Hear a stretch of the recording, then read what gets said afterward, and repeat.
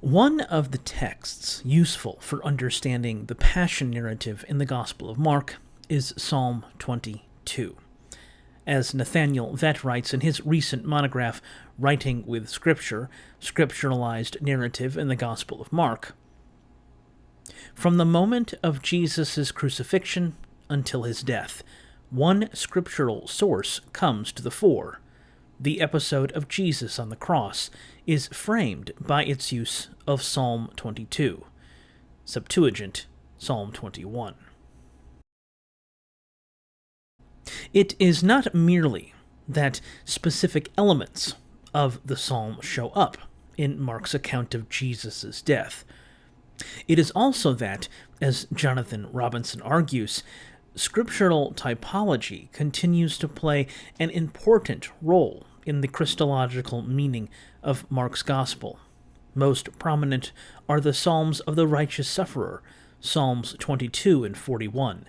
They function to portray Jesus within a righteous sufferer typology.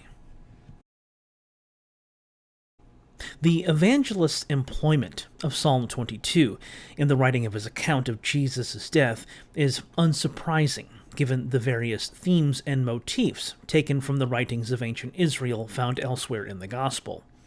What is to be made of Mark's use of texts like Psalm 22 is a matter of debate.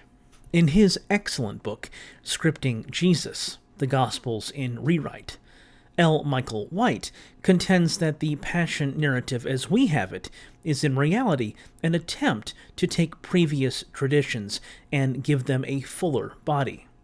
The evangelists, Mark included, had a few techniques at their disposal to accomplish this, one of which was to take their cues from the sacred texts of Israel, for looking to the Jewish scriptures offers a means of fleshing out the narrative while also lending a sense of divine guidance to the events. With overt references to Holy Writ, the Markan evangelist was able to give the tragic story of Jesus of Nazareth an aura of divine complicity, a sense that what happened to the Messiah was part of God's plan. Thus, when we read that for Jesus' clothing they were casting lots to decide what each should take, in Mark chapter 15, verse 24, a reader may recognize that this is precisely what happened to the character in Psalm 22, when, per verse 18, he says that, "They divide my clothes among themselves, and for my clothing they cast lots." Is it any wonder, then, that so many Christians take Psalm 22 to be a prophecy about the death of Jesus? Setting aside some of the problems with this interpretation, chief among them the fact that the character in the psalm never dies, many an apologist has made use of Psalm 22 to bolster their case for Christianity. Recently, the astrophysicist Hugh Ross of the apologetics organization Reasons to Believe published a blog post claiming that Psalm 22 stands as one of the most astounding prophetic texts in the Bible, and that it depicts aspects of crucifixion at least a few hundred years before this horrific method of execution was devised, and long before it was employed by the Romans. The post is thin on exegesis, ignoring both textual issues that plague sections of the psalm and employing a hermeneutic that ignores the context of the psalmist's words in service of apologetic aims. Nowhere is this clearer than in Ross's thoughts on verses 3 through 5. He writes, "According to Psalm 22, the man on the cross is more than a man. Verses 3 through 5 address him as Israel's God." If you've read Psalm 22, you will no doubt be scratching your head. The psalmist begins writing using the first-person singular, and he continues that point of view throughout the entirety of the psalm. In the opening verse he cries, my God, why have you forsaken me?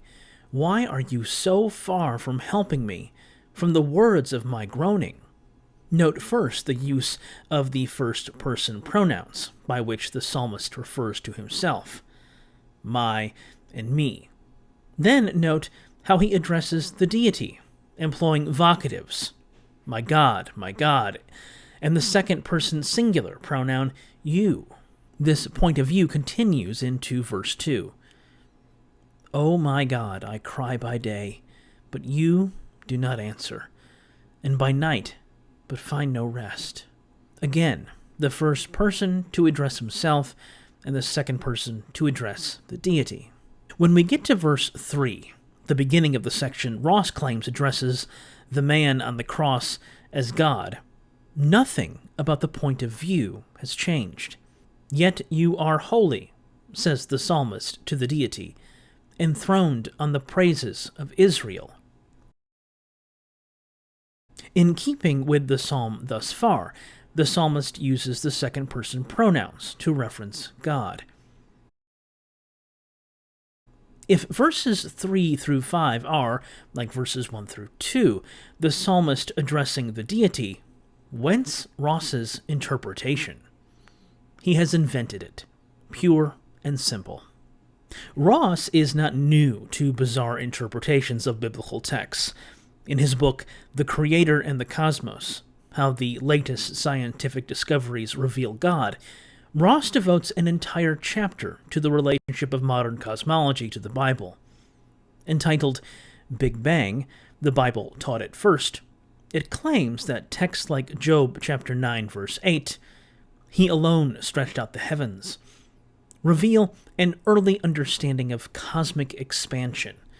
He, of course, ignores the rest of the passage, with its reference to Yahweh's ancient foe, Yam, a holdover from an ancient Ugaritic tale, or that a few verses earlier, Job speaks of the earth's pillars, an idea that is part and parcel of many ancient Near Eastern conceptions of the universe. Long story short, Ross has often been a poor reader of biblical texts. Just add Psalm 22 to the list.